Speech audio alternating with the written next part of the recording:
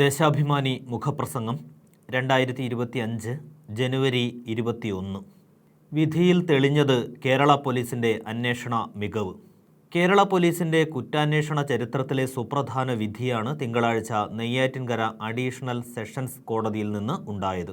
കീടനാശിനി കലർത്തിയ കഷായം കുടിപ്പിച്ച് സുഹൃത്തിനെ കൊലപ്പെടുത്തിയ യുവതിക്ക് ഭാരതീയ ന്യായ സംഹിതയിലെ ഏറ്റവും ഉയർന്ന ശിക്ഷയായ തൂക്കുകയർ തന്നെ വിധിച്ചിരിക്കുന്നു.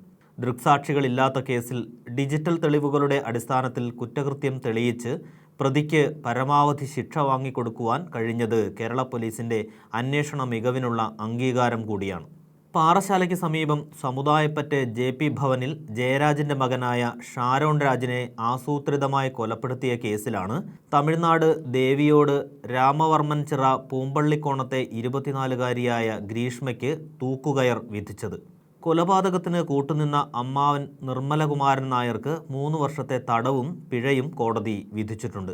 തന്നെ സ്നേഹിക്കുകയും വിശ്വസിക്കുകയും ചെയ്ത പുരുഷനെ വഞ്ചിച്ച് കഷായത്തിൽ കീടനാശിനി കലർത്തി കൊലപ്പെടുത്തിയ രീതി അപൂർവങ്ങളിൽ അപൂർവമാണെന്ന് കണ്ടെത്തിയാണ് ഏറ്റവും ഉയർന്ന ശിക്ഷ തന്നെ യുവതിക്ക് നൽകിയത്. അതിക്രൂരമായ ക്രിമിനൽ സ്വഭാവമുള്ള ആൾക്ക് മാത്രമേ ഇത്തരം കുറ്റകൃത്യം ചെയ്യാൻ കഴിയൂ എന്നും കോടതി നിരീക്ഷിച്ചിട്ടുണ്ട്. കന്യാകുമാരി ജില്ലയിലെ നെയ്യൂരിൽ BSc അവസാന വർഷ വിദ്യാർത്ഥിയായിരിക്കെയാണ് 2022 ഒക്ടോബർ 25 ഷാരോൺ തിരുവനന്തപുരം മെഡിക്കൽ കോളേജിൽ മരിക്കുന്നത്.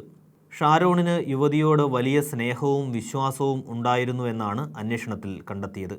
മരണാസന്നനായി ആശുപത്രിയിൽ കഴിയുമ്പോഴും ഗ്രീഷ്മയെ കുറ്റപ്പെടുത്താനോ എതിരായി എന്തെങ്കിലും പറയാനോ തയ്യാറായിരുന്നില്ലെന്നത് യുവാവിൻ്റെ സ്നേഹത്തിൻ്റെ ആഴത്തിന് തെളിവായിരുന്നു.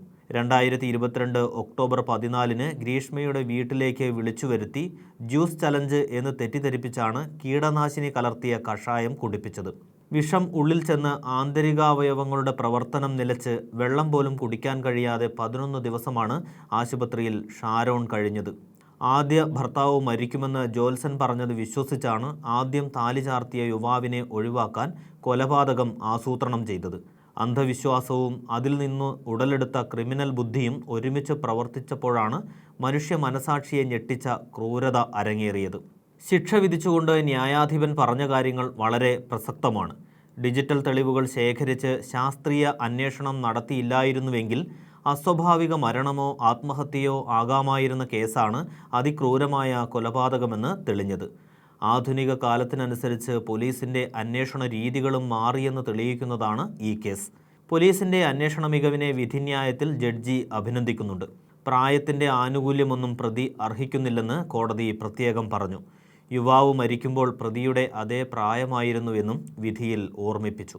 കുറ്റകൃത്യങ്ങളിൽ ഏർപ്പെടുന്ന ആർക്കും കേരള പോലീസിൻ്റെ പിടിയിൽ നിന്ന് രക്ഷപ്പെടാൻ കഴിയില്ലെന്ന് ഒരിക്കൽ കൂടി തെളിയിക്കുന്നതാണ് കോളിളക്കം സൃഷ്ടിച്ച ഷാരോൺ വധക്കേസിലെ വിധി.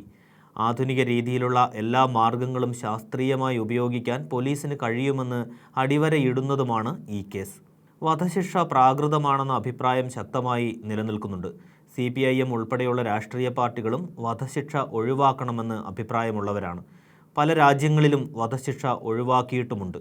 എന്നാൽ ഭാരതീയ ന്യായ സംഹിതയിൽ ഏറ്റവും ഉയർന്ന ശിക്ഷയായി നിലനിൽക്കുന്ന സാഹചര്യത്തിലാണ് അപൂർവങ്ങളിൽ അപൂർവമായ കുറ്റകൃത്യങ്ങൾക്ക് വധശിക്ഷ വിധിക്കുന്നത്. നിയമം അനുശാസിക്കുന്ന ഉയർന്ന ശിക്ഷ തന്നെ പ്രതികൾക്ക് വാങ്ങിക്കൊടുക്കുന്നതിലാണ് കേസ് അന്വേഷണത്തിൻ്റെ മികവ്. ഈ അർത്ഥത്തിൽ ഷാരോൺ വധക്കേസ് അന്വേഷണവും വിധിയും കേരള പോലീസിൻ്റെ കിരീടത്തിലെ മറ്റൊരു പൊൻതൂവലാണ്.